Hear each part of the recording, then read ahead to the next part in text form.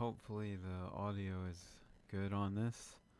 Um, for this video, it's mostly going to focus on one item that we sell that is a clear plastic bottle that we call the SWB20 on brochures because they can only have 4-digit codes. I think that has to do with an online system we also use, but because 4 digits is the only allowance, they use different naming conventions for the brochures and the online, and so it's called W20C for clear and W20P when it has paper lining in the bottle. This is the only item we offer a clear version of, and so it has special setup for printing on the clear material due to how the inks come out. They basically come out transparent if we don't set up a special white spot color layer. And this is the only thing we have that's that complicated. Everything else just prints normal CMYK color. But because these are kind of special, I'm just doing a video for an email that happens to focus on only this and not a full brochure. So when you see layout, a lot of the time what they actually mean is a mock-up. Sometimes reps accidentally use the wrong word, but you catch on to what they mean eventually. So this is going to be a mock-up for the SWB20 clear with some special instructions, and then also a mock-up for earbuds, which I'll just do a separate video for earbuds because they're quick and easy. But as far as this, the first thing you're going to want to do is look at the email title and make a folder for this group and school or client. I mean, it's usually schools. So in this case, the group is Adrenaline, which is one we get a lot of, and the school is CVU Redhawks. So we have, oops, wrong folder. We have all of this set up under brochure for Tumblr. And some of the folders are named differently on each computer, I've noticed. I think the reps had, when they customized theirs, so yours may be labeled slightly different, but it's something along the line of brochures or brochures for tumblers. And inside there is an Adrenaline folder. And all the other vendors or distributors we do this for are mostly in that same folder too. That brochure for tumblers folder. So in this case, it's Adrenaline, and we're going to... Sometimes I check. I don't think this is one we've done before, but if you just start typing it, you can double check. Now, see, I was wrong. We've already done 2 folders for this. One was quite recently. Let's see. Yeah, it's the same logo, so I'm not sure. Let's see what is in there. Oh, we just did a mock-up on a metal bottle for them. So now they're wanting a color logo on the clear bottle. So I'll just reuse this folder. This logo, I'm going to have to make a separate file. This is for just that metal bottle. So when I get to the earbuds, that'll be a whole other logo. But for now, we've got this color logo they gave me. I may have already saved this. No, I didn't. Okay. So I tend to just save color like JPEGs and PNGs to the download folder because I'm going to vectorize them anyway, like 99% of the time. So there's no need to hang on to them. But if you were going to hang on to them, I would put them. We make a Z-Links folder in every project, and the Z-Links are always either images we make ourselves or like the logos and stuff. That's just so we can get back to them. I don't know who started that tradition of the Z. It's just for organization. You know, if you sort alphabetically backwards, the Z's come up to the top. I think that was not my idea. Someone else did that, but I'm so used to it, I just stick with it. And Z old is just old files from previous projects. So this is from 2019. But always, just if you're going to have files like these, I tend to always just make a Z-Links, and I tend to make SWB try or SWB20 in this case, because those are the 2 plastic items we make a lot of. In this case, I only need to make the 20 because that's all they want. If this was for a brochure, I would start with the try. That'll come up later in a brochure video.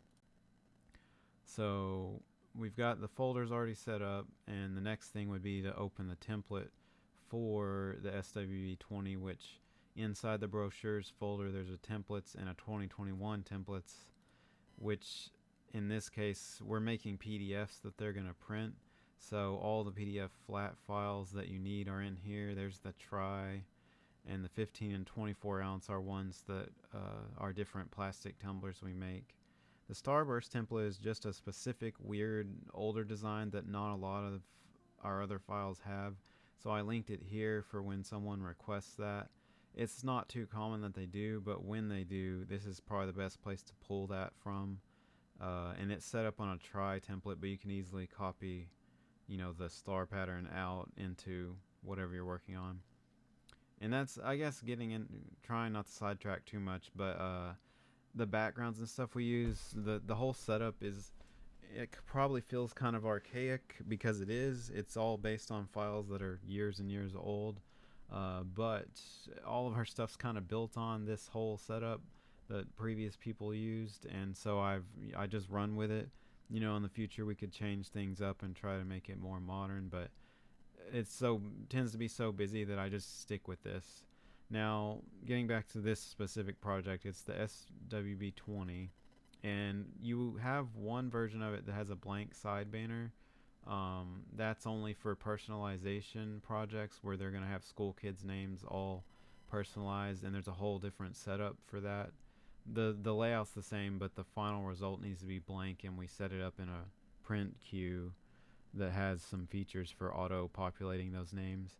But in this case, it's just a school that has a Go Redhawks on the side. So we just need the regular template. So we're opening that. And there it is. It's already pre-set up with a blank layer for the white spot color that has to come at the end. But obviously you're going to want to make the color layer first and then copy it so that it needs to be positioned identically to the white layer, so that when they print, of course, there's no offset. So this is just a generic layout that can be edited for whatever school you're using. So this is the template I always use, and we downloaded the logo. So I'm just pulling it from my downloads and dragging it in. Now this is something you'll get frustrated by and used to over time. We get really poor quality logos from schools.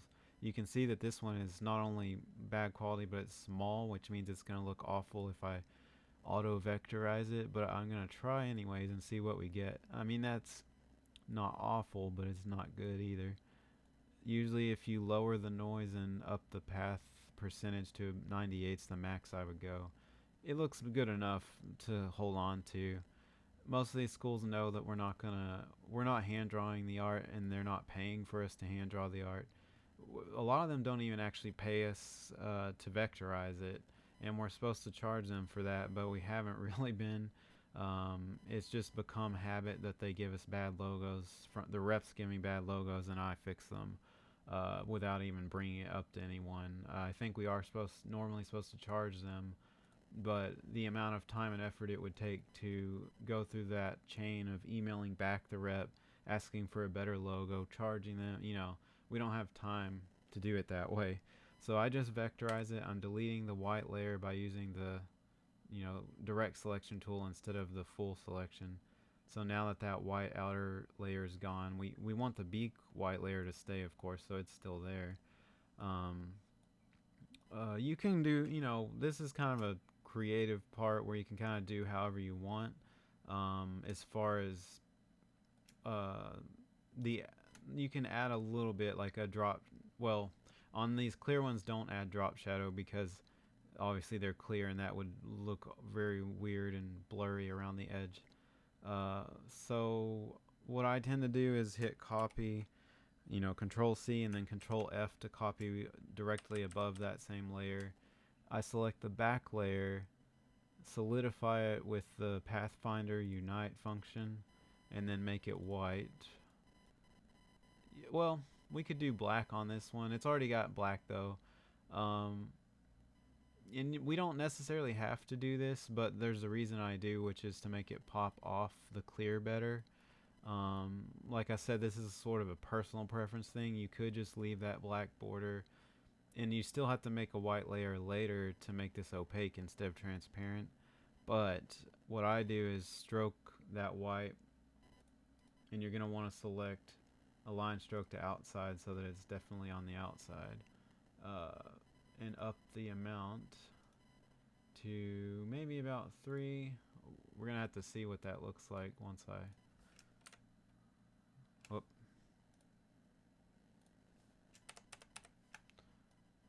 So I'll need to move it over something of color so we can actually see.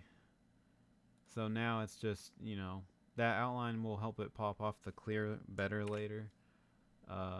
So you don't have to do that, but I 99% of the time do.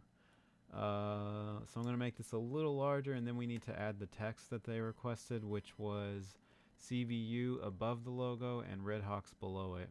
And in these emails, they generally, unless they screw up or forget, they generally tell you how the customer wants it laid out, so you do need to follow that. They also tell you what goes on that left side bar or banner, which in this case is going to be Go Red Hawks. So we'll add the text for both of those right now. Depending on if their logo has a font in it already or not, you kind of can customize. You know, you have some freedom on the font. I use this NCAA one a whole lot because it's kind of a modern school spirit type font.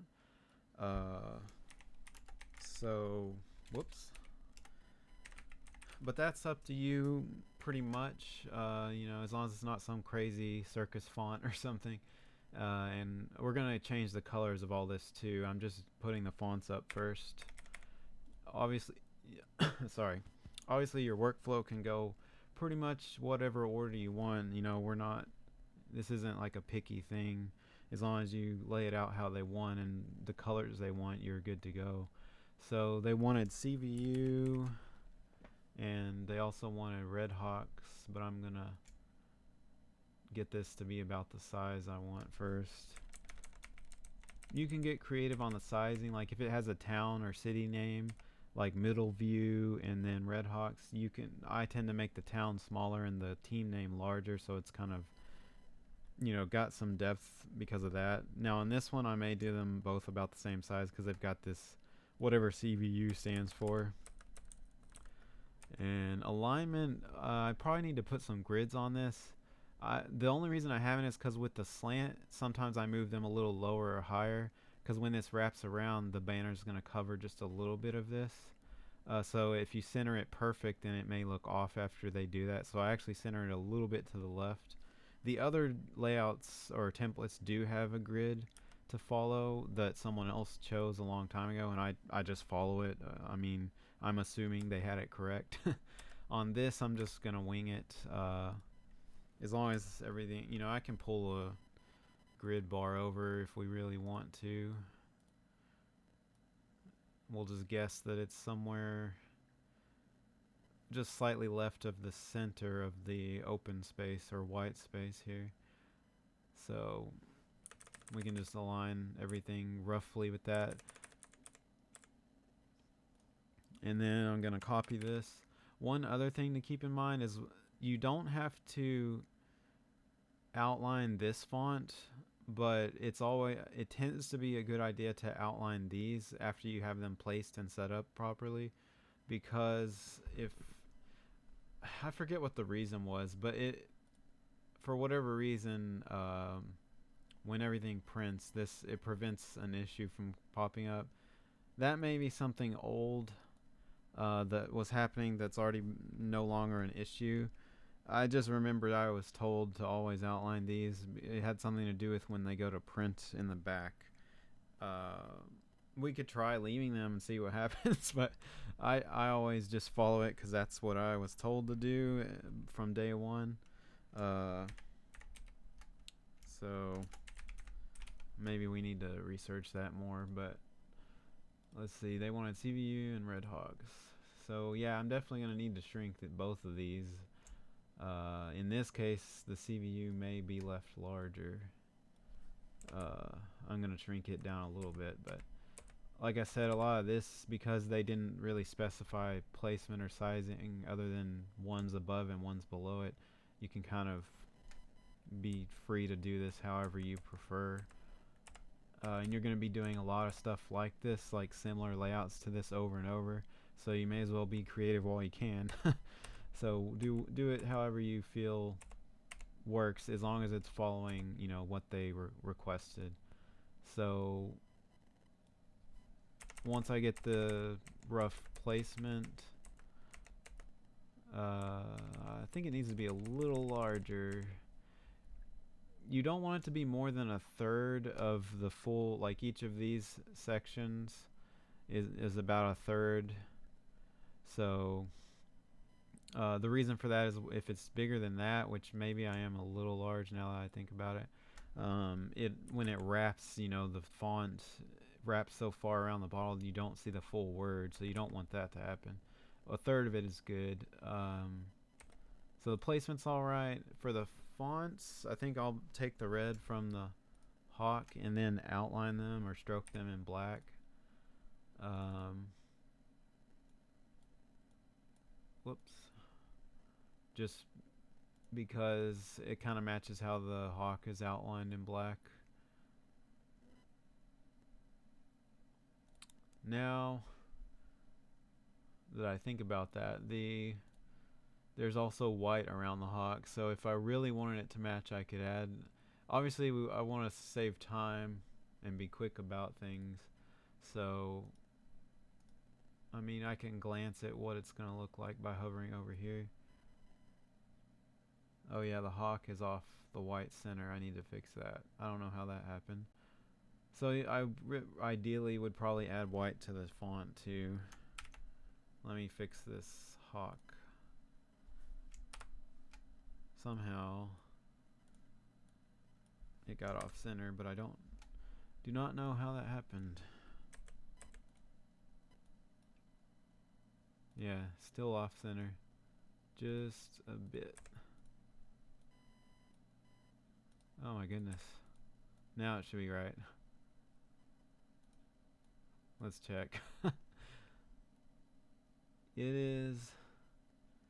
Needs to go down one, it looks like. The reason I keep moving it back is because if I select it over there, it's not gonna get, it's gonna get the background and the hawk. That's right. Maybe one to the right. It's a little tedious with the way I did it, but so on each of these, to get that white stroke, again, you just hit copy, Control C, and then Control F to paste right above. And you hold shift and hit up to move in increments that are, if you do up without shift, it only does a tiny increment. So if you hold shift, it's larger amounts, like 5 of the regular ones at a time. And it's much easier to go back and align it after you make this change. So hold shift and hit the arrows to move it. You fill it out. Oops. Oh, let's see. I'm gonna have to outline the stroke the way I did it. Well,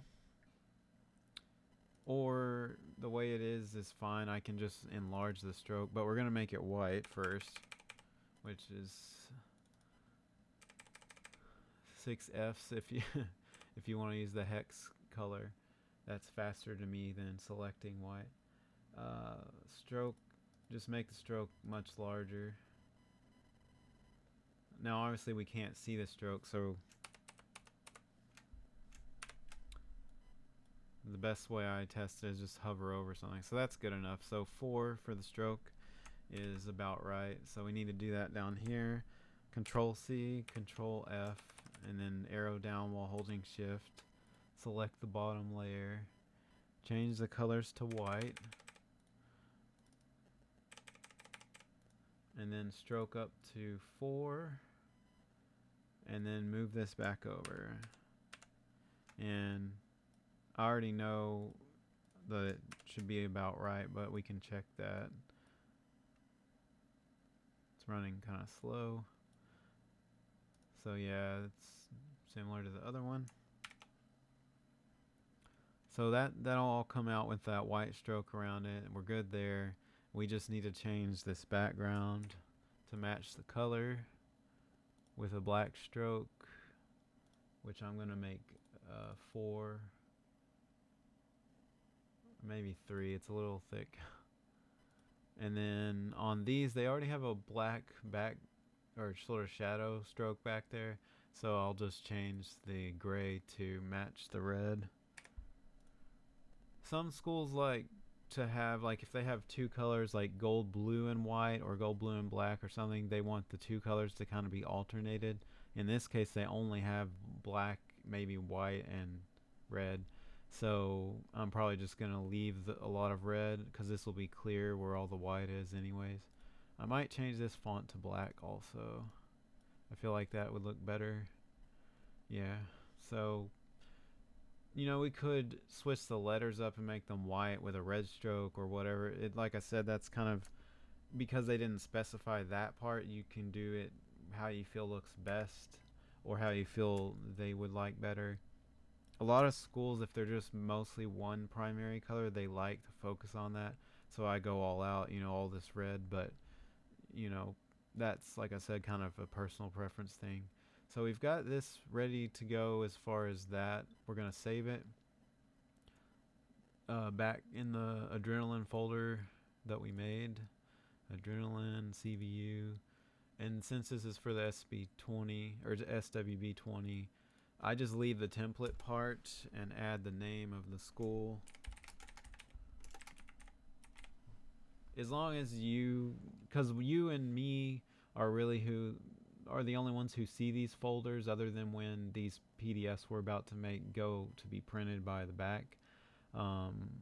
So really you can name it whatever naming convention works for you, but you do want it to be readable and findable by someone else. So you do want the school name to be in there and the item name too. You could theoretically just delete the template part. I leave it so I know what file it came from. But as long as you've got the school name and the type of item, like the item name, that's good enough. So we have that made. We need to sort of theoretically what you would do now is go ahead and make the mock-up, which we are going to do.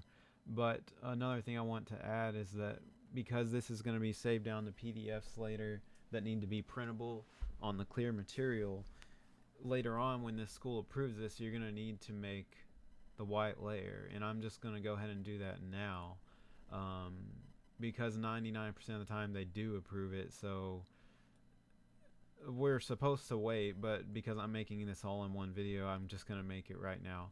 So I highlighted everything. The best way, I should have done it this way. You click off, make sure nothing's selected, and just select that whole layer all at once. You hit Control C for copy and Control F for paste in place. And so this is actually a second duplicate layer in the same layer. So you just drag that color square up to the white layer, and now we have two layers of the same thing, which is exactly what we want. So when I get rid of the bottom or the top, the other one is still there. So I usually clear out the bottom to eliminate accidentally selecting it, and then I go in, and you're going to want to clear, basically this layer just needs to be a white spot color layer that's going to go behind everything else, which means anything that's overlapping, like this font with this back, you can delete the upper layer because the back's all that matters. So I'm deleting that. This has a stroke, so that's another thing. Anything that has a stroke, you're going to go to Object, Path, Outline, Stroke, and then to make it even more simplified, you can go to Unite in the Pathfinder. So now that's all one solid block without a stroke. And this template already has the spot color built into it. It's labeled white because that's how the software on the printer knows to make it a white spot color. If you didn't have this already set up, you would have to make this yourself. In this case, I'll double click it and show you I've already made it a spot color, because all those other swatches are set up as process colors. But the system is set to look for the word white with a capital W, and if it's a spot color, which this is, that tells it to make that white layer a spot color. So I made it look magenta just so I know where the white will be, but it's not going to print magenta. Anything this color with this specific spot color or swatch is going to come out white. So now that's white. And over here, these have a back layer behind them. And so I don't need these. I just need the back layer because it's whatever is widest, wide as in WIDE, surrounding the art, that's what needs to be filled in with the actual white spot color. So when I delete this, you'll see that it's still got that white layer behind it, which has a stroke. So once again, you got to go to Object, Path, Outline Stroke, and then I usually unite it to make it one solid piece, and then I make it white spot color. So now you'll see once this is all done why I'm doing it this way.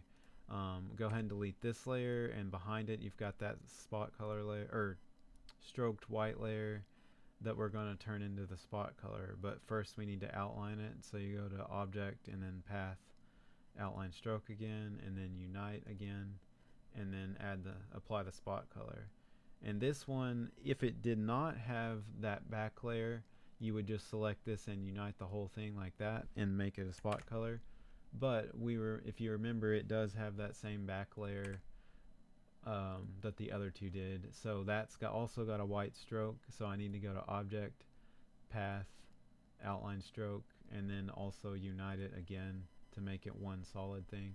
You can see there's some slivers that don't quite do it properly, but that doesn't really affect anything. You can try to fix it by clicking Merge and then Unite one more time and see how it took them all away. So I do that occasionally just because it bothers me, but I think you could leave it alone and it'd still be fine. So you got that done, and now you can just use the magic wand on these. Select the black one first and get it out of the way. On the wand, it's the far left star corner that actually selects the bottom left of those three little stars. So you use the left corner of that star to actually select. You could change that cursor, I'm pretty sure, but like to a crosshair. I just haven't. So now we've got everything set up as the spot color, and you have to do a specific thing, which is going to be overprint fill on that layer. So make sure nothing's selected, and then select that whole white layer with the little box here, and then go to overprint fill and make sure it's check marked. Once that's check marked, turn on this layer again, and you should see that it sort of transparently shows through the pink, which is actually white layer. And anything that's fully white will still have that magenta color. So you can see how the magenta surrounds these, just like the white back layer did. So when this all prints out, it's going to be white around all this. And then these will have white behind them, but they're actually going to come out red with the black outline. The reason for the white, like I said earlier, is to make it opaque instead of transparent, because without this white spot color layer, the inks are set up to where they're transparent on plastic. I think that is deliberate because some companies they want transparent colored layers, and that's why, you know, the solution to getting it solid and opaque is to have a white layer behind that. So we are good to go now. I'm going to add the die line layer back. That's just where the crop will happen. So now we're ready to save it down as PDFs, which is what they're going to print later. So we usually do 2 of them. One has the I guess I will delete this because the name is so long now. You're gonna write with die line for the one that has the die line, and you're also going to save it again without it. But the setting you must select right here is PDF X4. It's a default that allows the transparent white layer and everything to work with our printer in the back. For some reason, none of the other presets actually work for it, so it has to be PDF X4. And all you do is select that in the presets. You don't have to change any of these other settings on this type of file, so we're good, and we just save. And then I'm going to take off the die line and save it again with the name having the word without instead of with die line. So now it has without. Now that's an archaic thing too. I think the software they have in the back can now add crop marks, but they just don't know that in the back, or they don't know how. So it's still easier to just save two files like this for them, so that they have one to do their cropping on the actual die cutter with. So we've done everything we need to do to get those PDFs for them. We're going to turn off the white layer because we're about to copy this whole layer into the Photoshop files, but we need to go open those. So in Photoshop, I tend to leave a split of windows open because these are the plastics I work with separately from everything else, and they're very common, so I leave them over here. You don't have to do it that way. That's just how Noel, who before me, used to do it, and I liked his setup, so I use it too. But anyways, getting back to the file. So you're going to open under the templates. You're going to go into Squared Templates 2021, which is where most of our Photoshop templates are for these. And you're going to select cropped and use only for white background. Let's go ahead and open it before I confuse you worse. This is a very janky setup. I'm just going to tell you ahead of time, like a lot of our stuff, the reason it's done this way is because it's the only way to get a transparent layer that I could find without having to manually go in and hand do it each time. This allows you to paste into the first file, save it, and then paste that transparent file into this and do a couple of things to get, you'll see the end result. So we've got the files open. We're going to copy this, which you want all of the color layer only with no die line. Selected, I copied. Go back to SWB20, use only for white background first, and you're going to paste it in while you have layer 3 selected. And you're going to size it to where it just fits. This is for a mock-up that needs to show both the center and the sidebar, so I'm going to have to save 2 of these, and you'll see why once we get to the end result. But it doesn't have to show the full name. I tend to make sure that the box is right at the bottom and right at this lip for the image. You can't go too much smaller without it showing, that it's not there anymore. Whoops. So once you get it roughly correct, you hit enter, and even though it's a little cropped, that doesn't matter. It's supposed to represent, the bottle, the wrap around the bottle. So we go ahead and save this as a PNG, and you need to save it in the same folder that all your other project stuff for this one is in, which is the Z-links inside the skull and adrenaline. And all I do is make sure it's a PNG because we need that transparency, and I add FR for front, and then I'll add SD or spell out side for side. I guess I could just type the whole thing out. The names get so long, that's the only reason I abbreviate randomly. So we're going to save it. And then before leaving this file, go ahead and slide this over. Whoops. Go ahead and you can just use the arrow keys and slide it over, because you need to also capture a PNG of the sidebar, because we're going to show them both in the mock-up.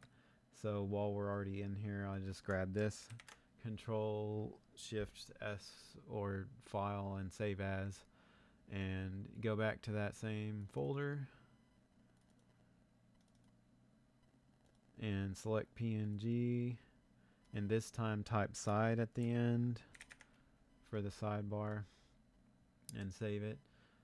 So now we're done with that one. You go over to the cropped one, and you'll see it is janky, and this is just because I could set up transparent layers other ways and use masking on just one file, but I found that doing it that way took longer than just doing this.